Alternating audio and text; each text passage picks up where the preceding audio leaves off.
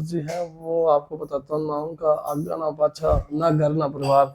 ऐसे छड़े आदमी को क्या पता कि किसने संविधान लिखा। तो जेपी का जो आज स्टैंड है वो कहाँ से स्टार्ट हुआ था, कैरियर कहाँ से स्टार्ट हुआ, इस चौधरी देवीलाल की यूनिवर्सिटी से स्टार्ट हुए हैं। जेपी के पास और कोई मुद्दा है ही नहीं। आप उनको देख रहे हो, उन्होंने अपने बेटे को एमएलए बना रखा है क्लैट से। आपने देखा है कहीं क्लैट में कोई विकास की दौर होती है वो? तो जी है वो आपको बताता हूँ ना, उनका आज्ञा ना पाछा, ना घर ना परिवार। ऐसे छड़े आदमी को क्या पता कि किसने संविधान लिखा। दोस्तों अब ले रहे हो ट्रैक्टर ब्रेक के माध्यम से आज हमारे साथ हैं जजपा के पूर्व प्रत्याशी रहे दूल्हा जिला विधानसभा से और मौजूदा सरपंच थे गाँव से कृष्ण बाजीगर जी। बाजीगर साहब स्वागत है आपका। धन्यवाद बड़े भाई, आप मेरे फार्म हाउस पे पहुंचे हो, आपका बहुत बहुत धन्यवाद। सरपंच साहब रैली को लेके तमाम तरह की तैयारियां आप लोगों ने की, टोटल जो आयोजन रहा कैसा आयोजन रहा?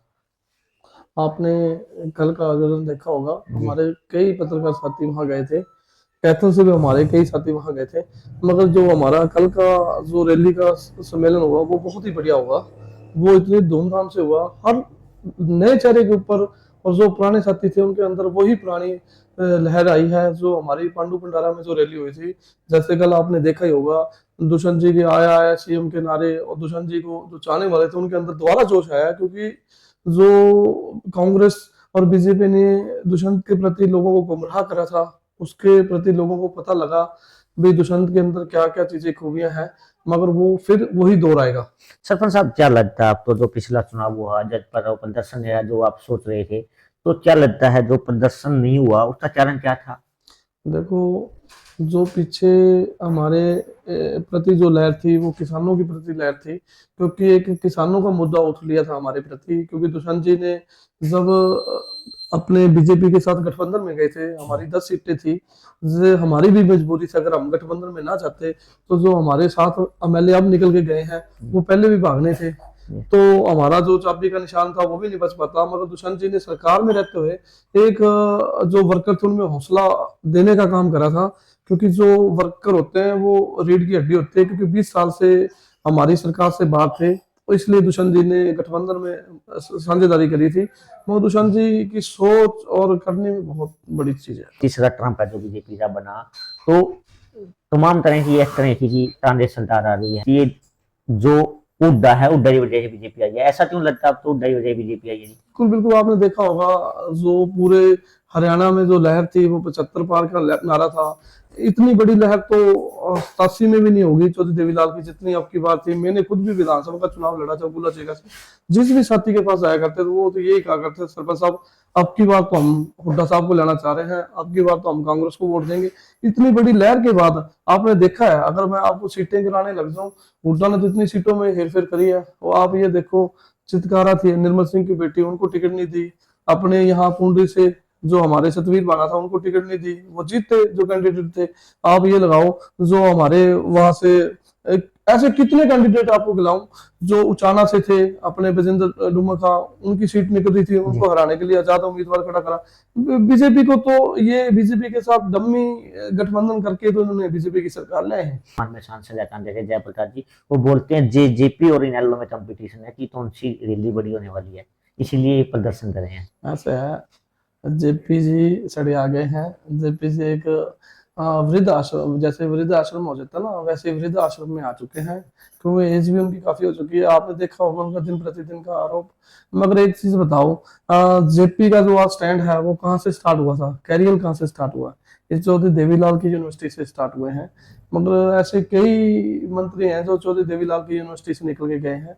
मगर जेपी का जो बोलबाला है आपने देख ही रखा है। मगर अब की बार जो आगे की लोगों के अंदर लहर आएगी वो जेपी को भी पता लगेगी भाई दुष्यंत के प्रति क्या लोगों का रुझान है। तो जेपी के निशाने पे जजपा ज्यादा क्यों रहती है? जेपी के पास और कोई मुद्दा है ही नहीं।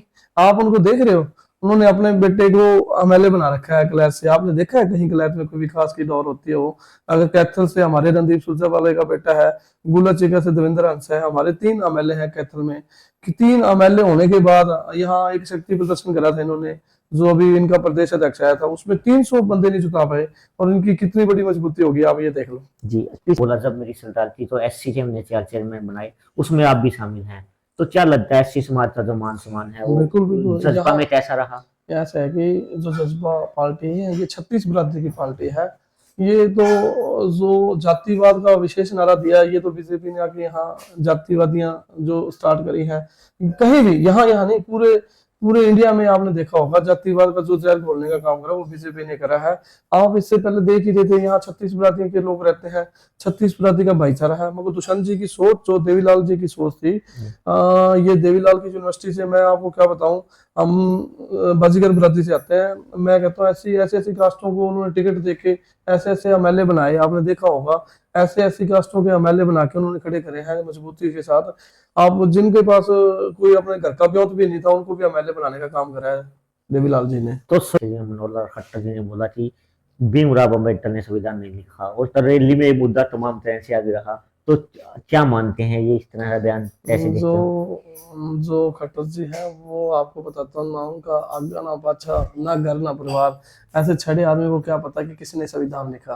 तो जो बाबा भीमराव अम्बेडकर था, वो तो 36 जाति का था, जो संविधान लिखा गया वो 36 जाति के लिए लिखा गया। और से अगर भीमराव अम्बेडकर ना होते, जो आज हमें आजादियां मिली हैं, जहां आज हम बैठ के खुले में जीते हैं, वो हो पाता? जो इन्होंने संविधान लिखा, इससे ऊपर क्या संविधान लिख पाते? जी, आपकी पार्टी से विधायक रहे हैं और वर्तमान में बीजेपी से विधायक हैं रामकुमार गौतम जी, वो बोलते हैं कि बीजेपी में चलती नहीं है। तो वो तो जेजेबी में भी ये कहा करता था, क्योंकि उनका तो हमेशा से, उनको पता नहीं एमएलए लोग कैसे बना देते हैं। वो तो एक बुजुर्ग हो चुके हैं, उनकी तो मैंने देखी है, उनकी तो भाषा ऐसी है कि अगर वो किसी गांव से हो, उनको कोई सरपंच ना बनाए, जैसे उनकी भाषा है, इस भाषा का वो प्रयोग करते हैं। मैंने तो उनको आज नहीं, पहले भी उनको कई बार देखा, वो जहां भी जाते हैं, जब भी एमएलए बने, वो एक ही रोना रोते हैं, मंत्री का। और मैं तो बीजेपी से भी रिक्वेस्ट करता हूँ मुख्यमंत्री जी से, एक बार इनका सपना पूरा कर दो, इनको एक बार मंत्री बना के देख ही लो कि मंत्री बन जाए, गरीब का सपना तो पूरा हो जाएगा। तो सरपंच साहब, आपके पास भी लोग जाते हो, ये तो आपकी अधिकारी मानते हैं, आपकी चलती है? बिल्कुल, आज पूरे जोर शोर से चलती है, हमारी क्यों नहीं चलेगी? जब हम सरकार में रहे थे, अधिकारियों के साथ हमारा भाईचारा है, हमारा शिष्टाचार है, हम मिलते हैं, जुलते हैं, साथियों के साथ प्रेम प्यार है, क्यों नहीं चलेंगे? जब भाईचारा हो, मगर कोई जरूरी नहीं होती कि पावर ही, सरकार ही सब कुछ हो, अपना भाईचारा बहुत बड़ी बात हो जाती है। हम जब फील्ड में जाते हैं, दुल्ला सीताराम ने दौरा किया, तो लोग ये बोलते हैं कृष्णबाजी जल्दी चलती है, ऐसा क्यों है? ये लोगों में चर्चा क्यों है? बस ऐसा है कि हम फील्ड में रहते हैं, साथियों के साथ रहते हैं, जो साथी हमारे पास आस लेके आते हैं, उनके काम भी करवाते हैं, साथ भी जाते हैं, हम साथियों के साथ भी टूटते हैं हर चीज में, क्योंकि इसके लिए टाइम देना पड़ता है, सुबह से लेके शाम तक। मैं आपको क्या बताऊंगा अमित जी, मैं सुबह 10 बजे निकलता हूँ घर से, और शाम को 10 बजे तक ये नहीं पता होता भी कहाँ जाना है, क्योंकि सारा दिन बिजी रहते हैं, पंचायतों में, कहीं कोई सामाजिक कार्य, कोई और चीजें, सभी में टाइम देना पड़ता है। तो अभी 4 साल है चुनाव में, तो रोड मैप कैसा है कृष्णबाजी जलता जो दूल्हा सीता विधानसभा को लेके? देखो, 4 साल का रोड मैप तो ये है, अभी टाइम बहुत पड़ा है, मगर हम निरंतर लोगों के बीच में जा रहे हैं, निरंतर लोगों की सेवा कर रहे हैं, जहां भी किसी साथी को कोई समस्या की वो होती है, हम साथ खड़ते हैं।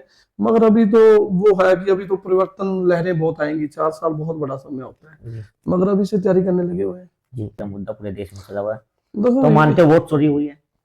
आपने चुनाव लड़ा, आप तो लगता है कि वोट चोरी हुआ है? देखो, मैं तो ये कहता हूँ कि वोट चोरी का तो मुद्दा जो चला हुआ, वो वाकई में सही में चला हुआ है। आप कई जगह ऐसे देखा है, जो अभी यूपी का जो चुनाव हुआ, जो बिहार का चुनाव हुआ पीछे, अभी जो निकल के गया बिहार का चुनाव, आपने देखा उसमें कितनी गर्मता से और कितनी सीटें, जो हमारे पत्रकार साथी थे, जो साथी, जो न्यूज चैनल वाले साथी थे, उन्होंने कितनी सीटें कहाँ दिखाया, मगर जब चुनाव के रिजल्ट आए कुछ और ही आए। मैं कहीं ना कहीं ऐसी गड़बड़ तो दिखी हमें। आपके चुनाव में लगा, आप तो वोट चोरी हुआ? नहीं, चलो, मैं तो हो भी सकता, मगर मैं तो ये कहता हूँ कि लोगों ने मेरे को नहीं वोट दी, मैं तो फिर भी उनके सिर मत्थे मानता हूँ, क्योंकि जो ये लहर थी, ये पार्टी के खिलाफ थी हमारे। ये जो लहर थी, हुड्डा के प्रति लहर थी, क्योंकि लोगों के अंदर एक ही लहर थी, हुड्डा हुड्डा हुड्डा। बहुत बहुत धन्यवाद जी।